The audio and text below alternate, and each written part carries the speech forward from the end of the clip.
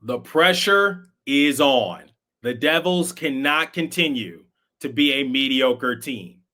Fitzgerald has to get to work this offseason. We have a lot to break down in today's episode of Locked On Devils.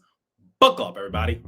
You're Locked On Devils, your daily podcast on the New Jersey Devils. Part of the Locked On Podcast Network, your team every day. Hi, this is Bryce Salvador, and you're Locked On Devils with Trey Matthews. Scores! Oh, Stevens stepped up, nailed him. Brodor's got the puck. What a shot. The Devils win the Stanley Cup. Alrighty now, what is up, New Jersey? Welcome back to the Locked On Devils podcast here at the Locked On Network. I'm your host, college hockey play-by-play announcer, Devils Wire Pucks Pitchforks, and also part-time credential media member, Trey Matthews. What's on the agenda for today's episode? In the first segment, we're going to talk about the immense pressure that Tom Fitzgerald might be feeling heading into the offseason. The Devils are not a cat. They do not have 9 lives to play with.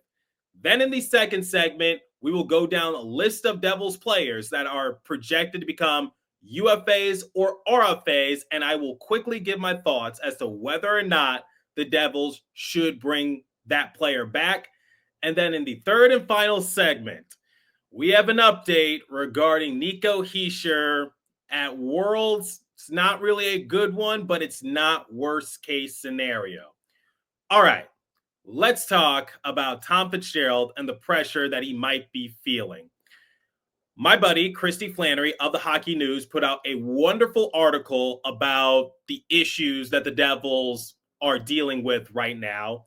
She highlighted a few talking points, including depth scoring, not affording another misstep, and multiple holes when it comes to the roster. I will leave a link to the article in the description if you want to hear Christy's thoughts on the matter. But basically, I wanted to share my perspective because, like I said, she brought up a lot of interesting talking points. Let's talk about depth scoring. I talked about this a few episodes ago. What is depth scoring? That was the main question Fitzgerald was asking himself during his exit interview. Now, before I share my thoughts once again, here's a stat courtesy of Sam Kassan. He's one of the team reporters for the Devils. He said, the team struggled offensively. The Devils dropped from 3.22 goals per game, which was 12th in the league during the 2023-2024 season, to 2.93, 20th this past season. Yeah, so a bit of an offensive decline for the Devils, and they were shut out multiple times throughout the course of the season. I do want to add this nugget, once again, courtesy of Sam Kassan. The Devils adapted their style from a run-and-gun rush team, which was adopted while Lindy Ruff was still the head coach, into a more defensively minded club. A more connected and tight defensive zone posture allowed the Devils to improve its goals against per game from 3.43, ranking 26th in the NHL in 2023-2024, to 2.68, 5th this past season. So the Devils improved defensively, and I think also a big thing is Jacob Markstrom, Jake Allen, Nico Dawes, they were really good in between the pipes. The Devils finally had decent defense and decent goaltending, and you saw those numbers increase a little bit, but their offensive production, still a little bit of a concern, if we're being honest. Like I said, the name of the game for the Devils is that they have to try to find some depth scoring. Now, I gave my perspective as to what depth scoring is, and let me just give you guys my thoughts on the matter once again. I look back to the 2023-2024 season.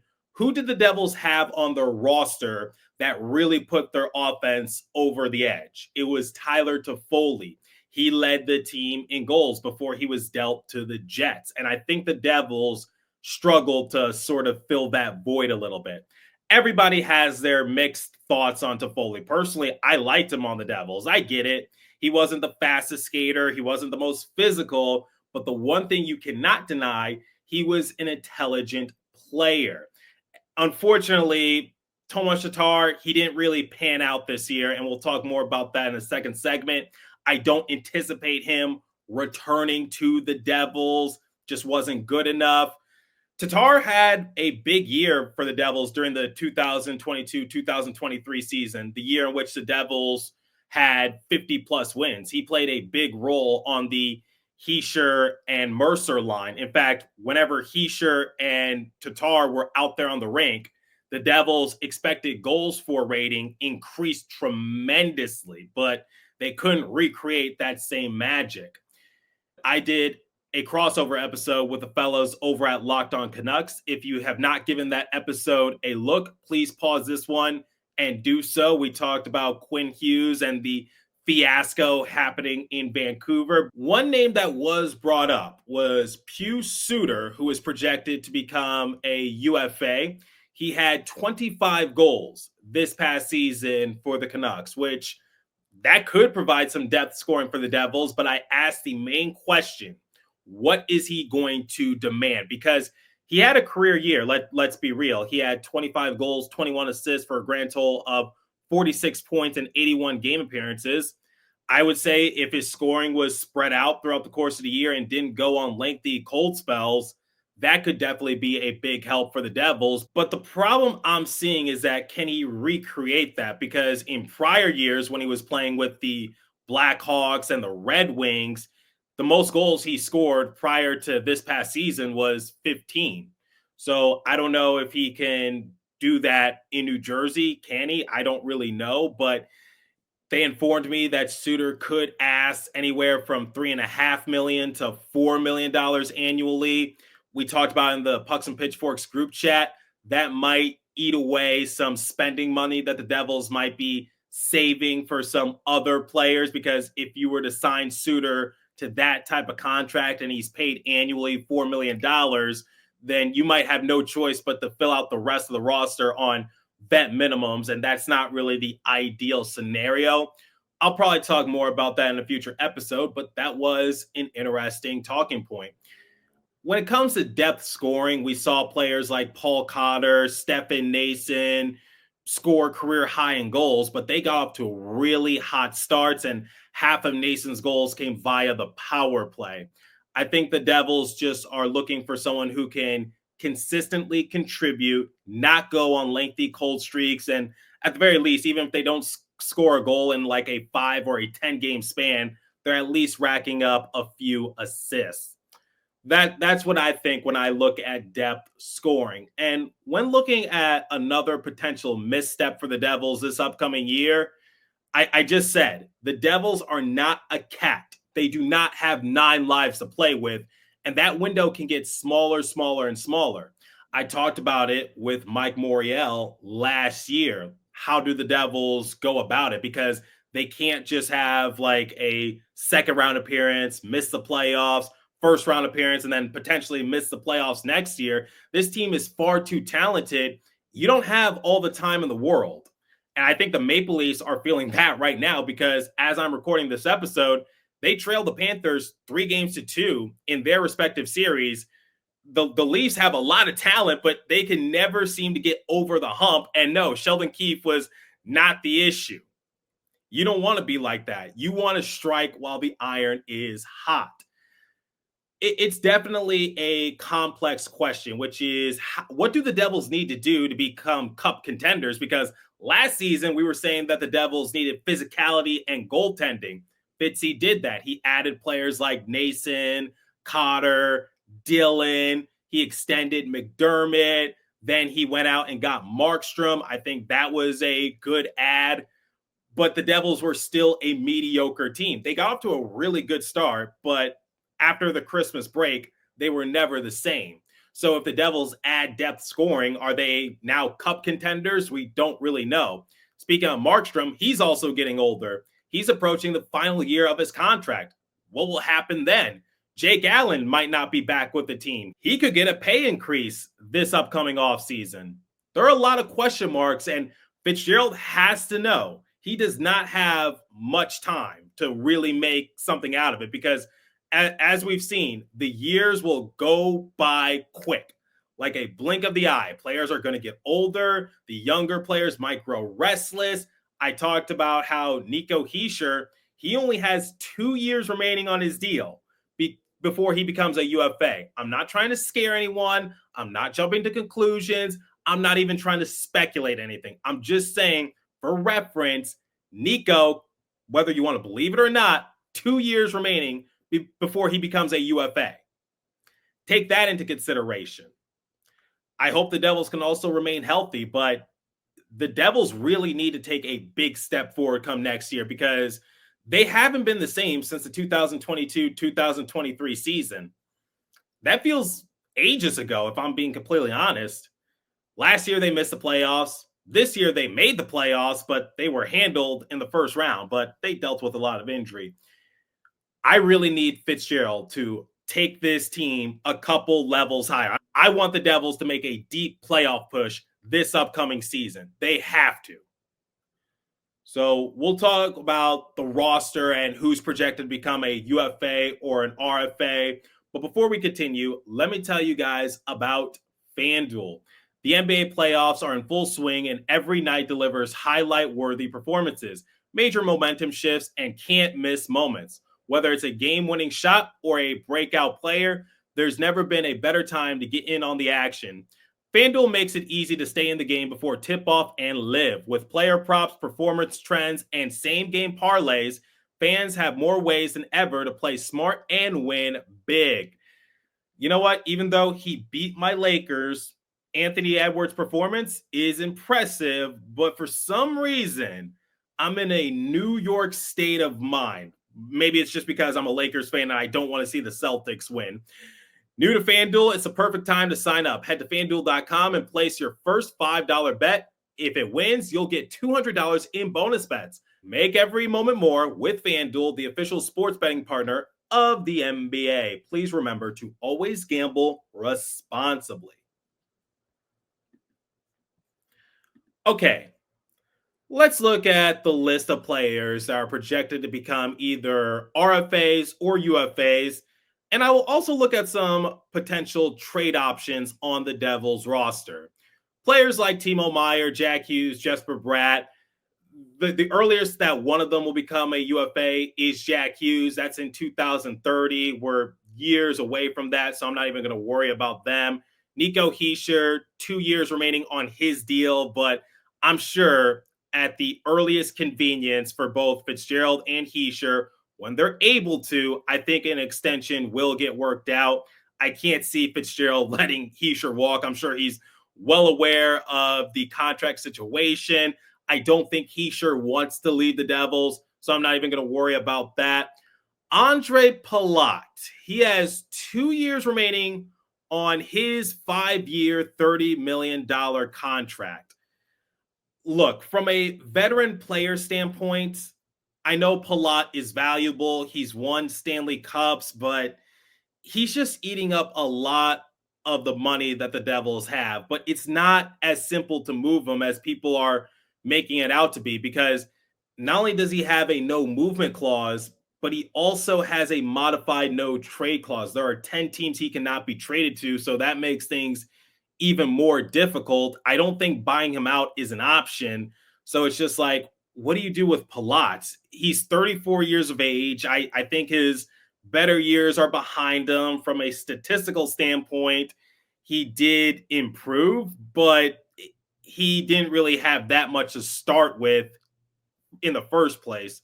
So I'm a little on the fence here. I do want to see Palat be dealt, but I don't know if it's realistic. I think Palat is here to stay, whether you like it or not. Now, here's someone who has no clauses attached to his contract. That is Dawson Mercer. Christy also talked about it in one of her recent articles. Mercer is a tough customer. He plays the full sheet of ice. He plays in all the games. The one thing you cannot deny about Mercer, he's a competitor. That's why he's nicknamed Dog, Merce Dog, because he never complains. He never misses a shift. He never misses time due to injury. He wants to play in all the games, and he has the longest Ironman streak with the Devils so far. Since his rookie debut, he has never sat out. He has never missed a game. I got to give Mercer that sort of credit, but here's where I have to be critical. How much further can you push Mercer? I think he has a lot of potential. He's still young. He's only 23 years of age. So I don't think he's reached his ceiling. But if he's with the Devils, can he recreate what he did during the 2022-2023 season where he scores nearly 30 goals and is a big X factor piece on the Devils? I don't really know, because last year he had a lot of career lows. This year he improved a little bit, but not significantly. He had 19 goals, 17 assists for a grand total of 36 points. Once again, there were stretches in which sometimes you forgot that Mercer was out there. I think a lot of teams would take a flyer on Mercer. I think in any splashy trade scenario, similar to what we saw with Alexander Holtz the past few seasons, you might see Mercer's name included in any trade package. I talked about it with the fellows over at Locked On Canucks. Any hypothetical trade package for Quinn Hughes, I think it's a given. Mercer's name will be involved somehow, some way.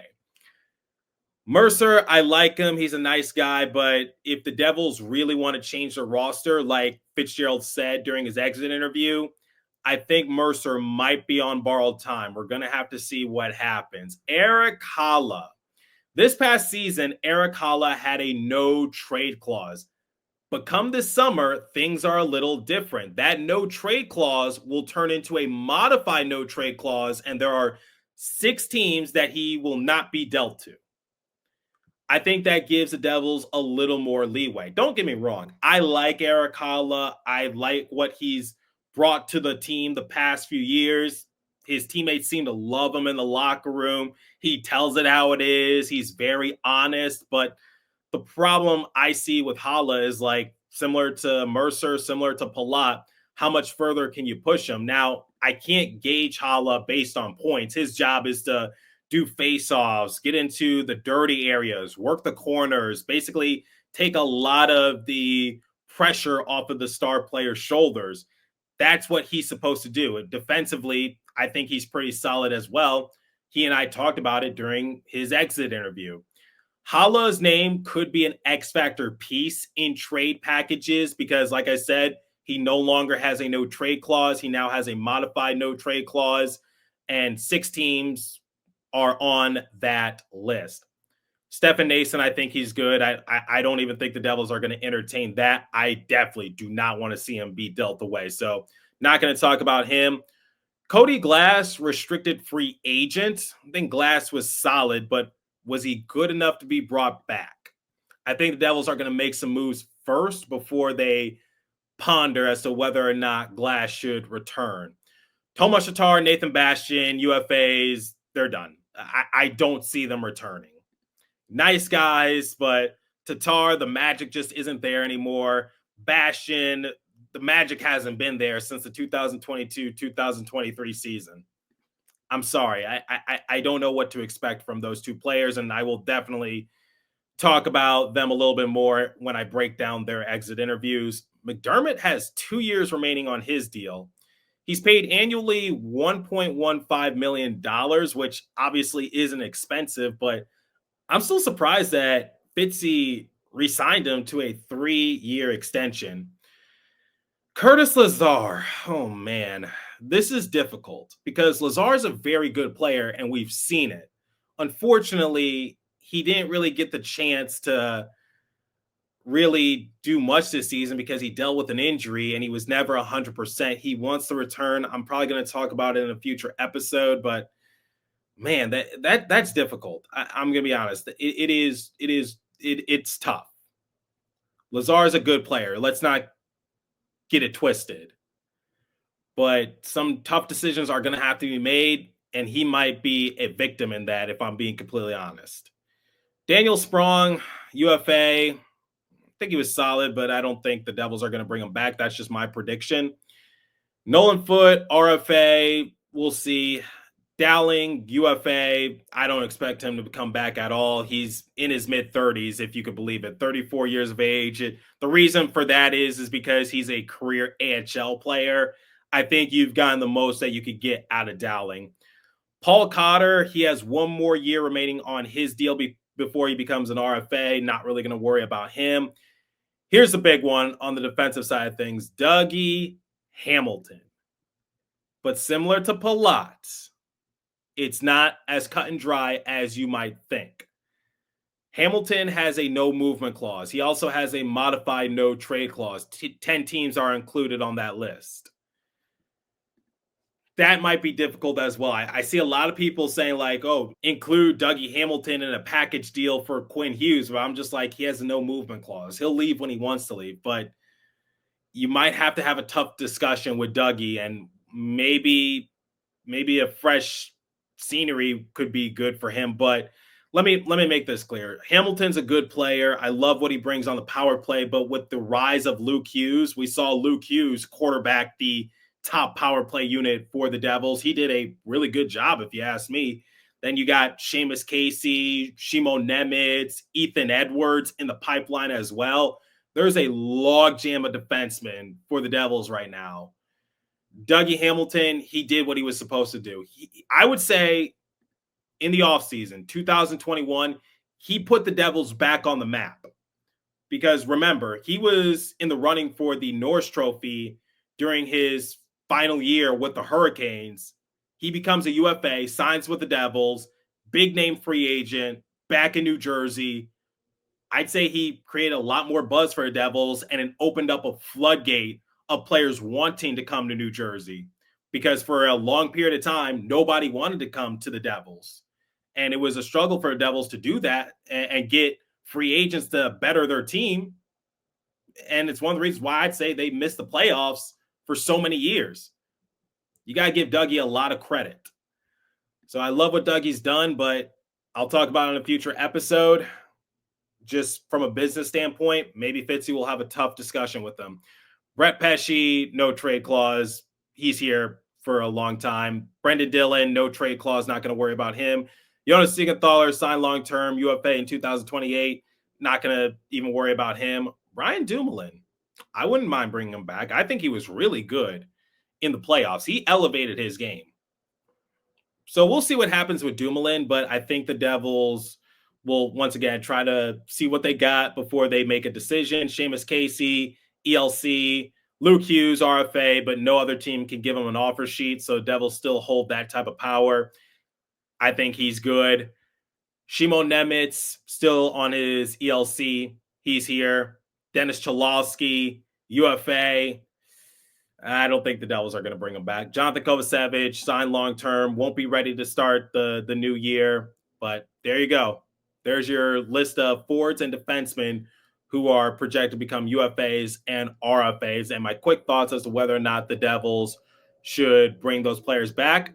When we look at goaltenders, Jake Allen, he's going to be a UFA. He's 34 years of age.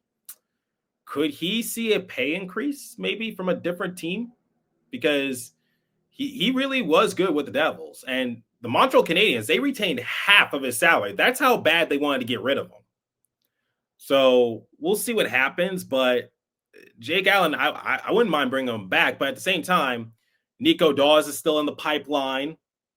And Mike Yegorov, I think he has one more year remaining with the Terriers. I think he's going to try to win an NCAA championship and give it one last shot, but then he might sign his entry-level contract and join Utica to close out the season. I'm excited to see what Yegorov can do. I think that kid's the real deal. So there you go. There's your list of players that are projected to become RFAs or UFAs. And I gave my quick thoughts as to whether or not the Devils should bring them back. But don't worry, in future episodes, I will break down a lot of those players' exit interviews, give you guys more detail as to what each player brought this past season, and then give a full-fledged answer. Should the Devils bring them back or not? I might change my mind. We'll see what happens. Okay, to close out today's episode, let's talk about Nico Hischier and a quick update about him in Worlds. Hischier sustained a muscle injury in the game against Germany.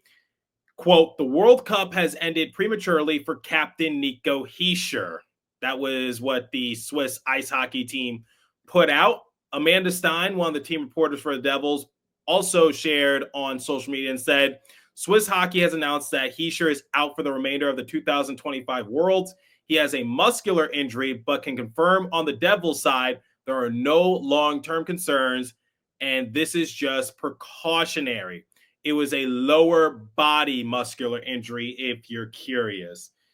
Look, it's one of the risks of just playing in World, especially if you're someone like Nico, because let's face it, Nico has a lot of mileage on his body this year. Regular season, a hard-fought playoff battle against the Hurricanes, and now trying to represent his country in Worlds.